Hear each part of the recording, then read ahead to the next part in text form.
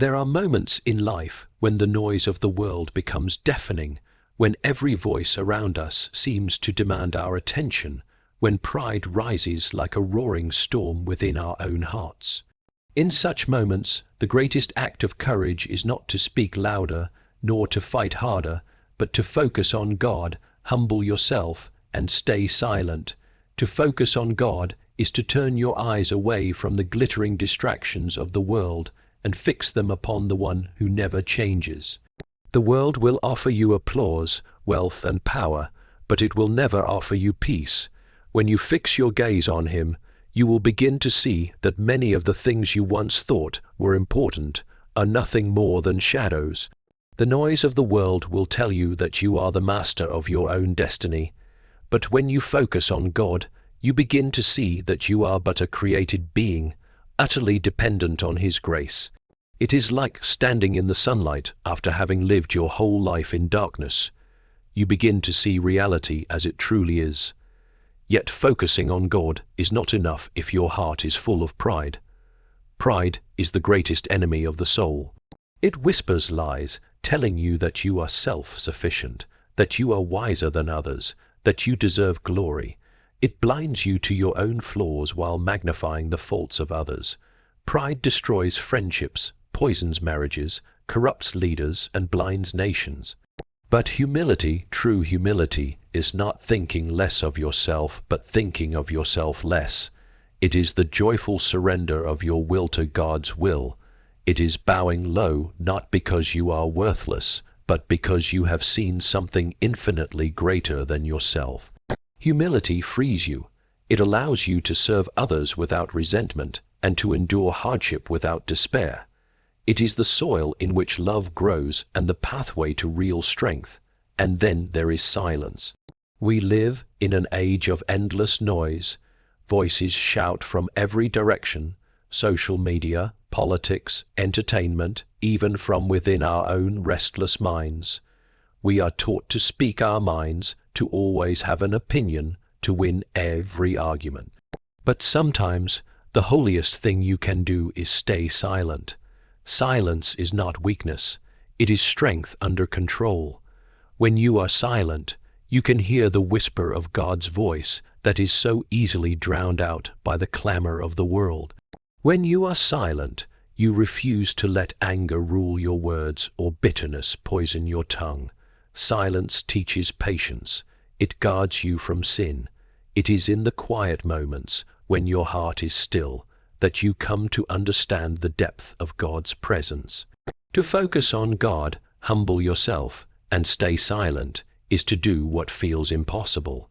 It is to go against the current of the world and the natural impulses of your own heart. But it is in doing the impossible that the miraculous happens.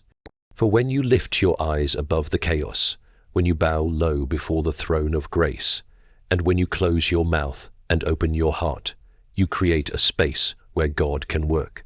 The greatest victories are not always won on battlefields or stages, but in the secret places of the soul where no one sees except Him. Fix your gaze on God alone to find true clarity and peace beyond the distractions of the world.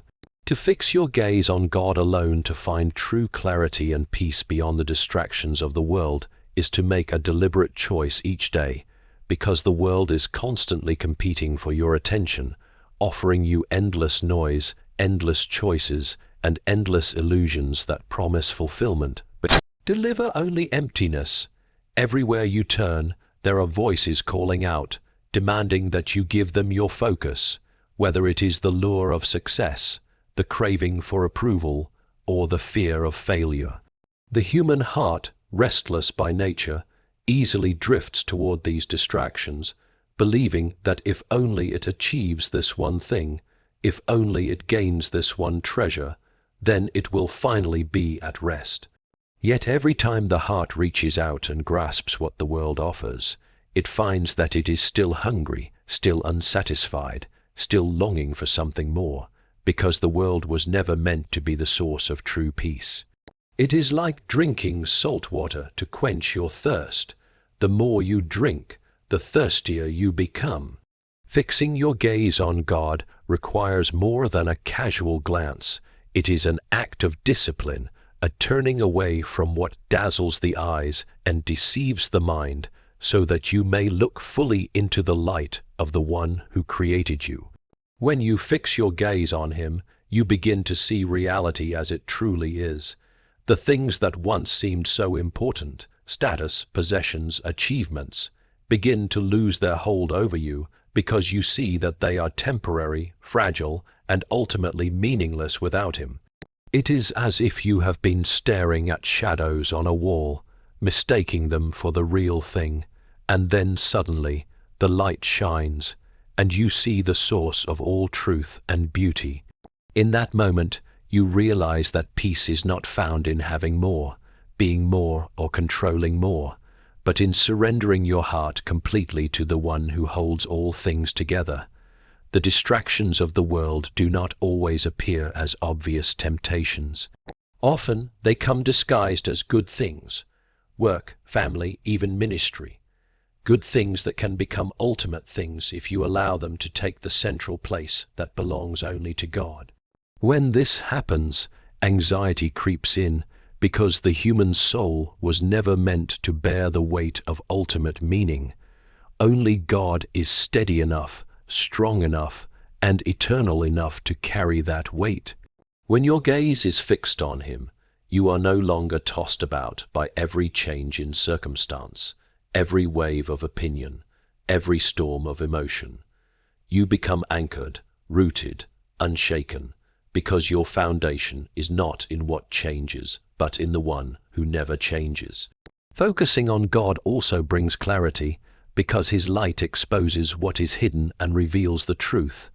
When you are consumed by the world's noise, your vision becomes clouded, your priorities distorted, your decisions driven by fear or pride.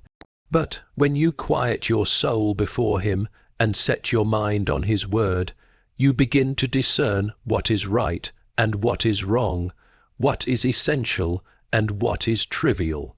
This clarity does not mean that life becomes easy or free of struggle, but it does mean that you can walk through the struggle with confidence, because you are no longer relying on your own limited understanding. Peace follows clarity like a shadow follows light.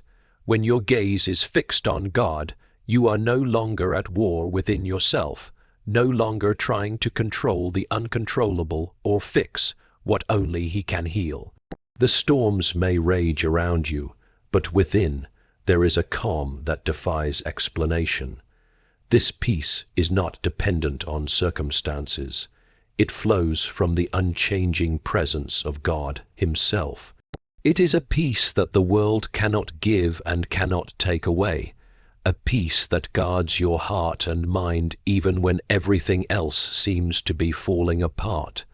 Defeat pride by embracing true humility and surrendering your will to God's will. Defeating pride by embracing true humility and surrendering your will to God's will begins with an honest recognition of the battle that rages within every human heart. Pride is subtle and deceitful, often hiding beneath layers of good intentions or cloaked in the appearance of virtue. It whispers that you are strong enough to stand on your own, wise enough to make your own way, deserving of praise and recognition. It feeds on comparison, convincing you to measure your worth against others, to seek validation in their failures or their admiration. Pride builds a throne in the center of your soul and demands that everything and everyone, including God, bow before it.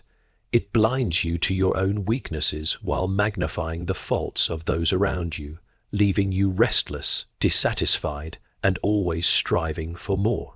Humility is the only force strong enough to break pride's grip, but humility is not self-hatred or pretending that you are insignificant. True humility begins with seeing yourself accurately in the light of God's greatness. It is the realization that every breath you take, every gift you have, every moment of your life is sustained by His grace. When you stand before the infinite holiness of God, pride crumbles, because you see how small and fragile you truly are, and yet you also see how deeply loved you are.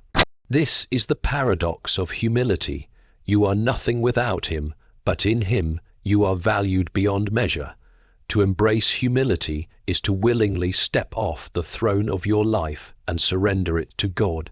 It is to admit that your own plans, as brilliant as they may seem, are limited and flawed compared to his perfect wisdom.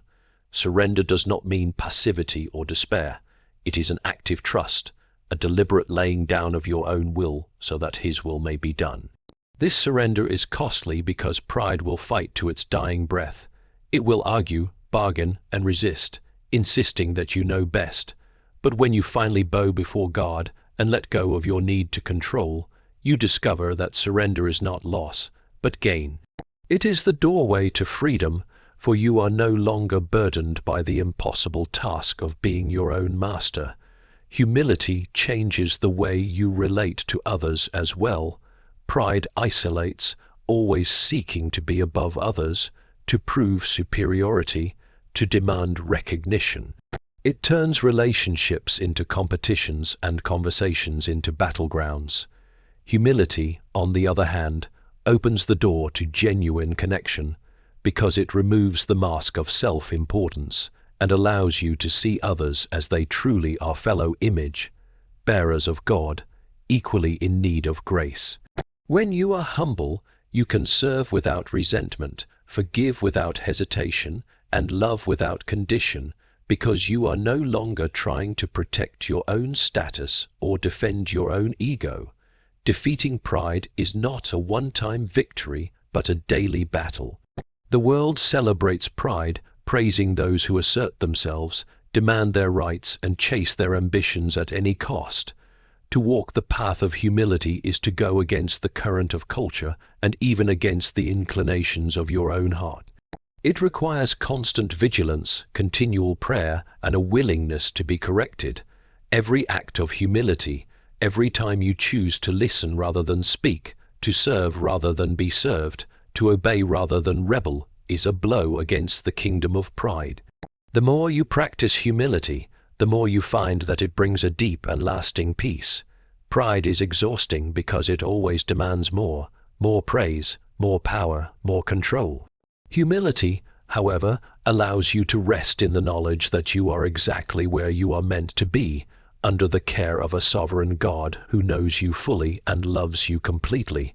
In surrendering your will to his, you are not diminished, you are made whole. Practice silence to hear God's voice and guard your heart from sin and chaos. Practicing silence to hear God's voice and guard your heart from sin and chaos is a discipline that feels unnatural in a world that thrives on noise. Everywhere you turn, there are voices speaking, shouting, and demanding to be heard. The noise comes from the outside in the form of constant chatter, arguments, entertainment, and endless streams of information, and it comes from within in the form of anxious thoughts, racing desires, and restless emotions. This relentless noise creates confusion and unrest, making it almost impossible to discern what is true, what is good, and what is necessary. Silence becomes not just a spiritual exercise, but a lifeline, a way of stepping out of the storm so that you can hear the whisper of God's voice. Silence is difficult because it confronts you with yourself. When the noise fades, there is nothing to distract you from the condition of your own heart. Many avoid silence for this very reason, fearing the stillness because it exposes the wounds, sins, and fears they have tried to bury. But it is in that very stillness where healing begins, because only in silence can you truly bring your heart before God without pretense. In the quiet, there is no stage to perform on, no audience to impress, only you and the one who sees everything as it really is. It is there, in the absence of distractions, that you begin to hear his gentle guidance, his correction, and his assurance of love. Staying silent is also an act of self-control, especially when anger or pride tempts you to speak hastily. Words have the power to wound deeply, to destroy relationships, to ignite conflicts that may take years to mend. When you choose silence instead of reacting in the heat of the moment, you are guarding both your own soul and the hearts of others. This kind of silence is not weakness but strength under restraint. It is the recognition that not every thought needs to be spoken, not every argument needs to be won, not every injustice needs to be addressed immediately in your own strength. Silence gives space for wisdom to grow, for tempers to cool, and for God to act in ways you cannot see. The world teaches that to be silent is to be irrelevant, that you must always express your opinion, always defend yourself, always make your presence known. But the wisdom of God is different. Silence can be a powerful form of trust, a way of saying, I will not strive to prove myself because I believe God is my defender. It is a way of stepping back and acknowledging that His timing is perfect and His justice is complete. This kind of silence requires faith because it means relinquishing control and refusing to let fear dictate your words. Silence also prepares the soul to receive divine truth. When the heart is cluttered with noise, even good and noble words can be lost in the chaos. But when the heart is quiet, the smallest whisper from God can be heard clearly. Just as a seed needs still soil to take root and grow, so too the word of God needs the fertile ground of a quiet heart. This does not mean that you must withdraw from the world completely, but it does mean that you must intentionally create moments of stillness in your life, spaces where the distractions are set aside, and His voice can be the only sound that matters. In the discipline of silence, you learn to listen not only to God, but also to the unspoken needs of others.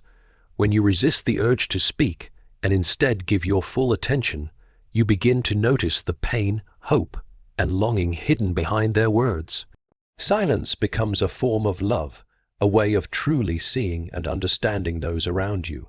It transforms relationships because it shifts the focus away from your own need to be heard and toward the deeper calling to serve and to care. The practice of silence ultimately strengthens your spiritual defenses. When your life is filled with noise, sin can creep in unnoticed, disguised as harmless distractions or justified outbursts. But in silence, you become aware of those subtle temptations and can confront them before they take root. The quiet acts as a guard, revealing what is hidden and keeping chaos at bay. Through silence, you create a sacred space where God's presence brings order to the disorder, light to the darkness, and peace to the turmoil of the soul.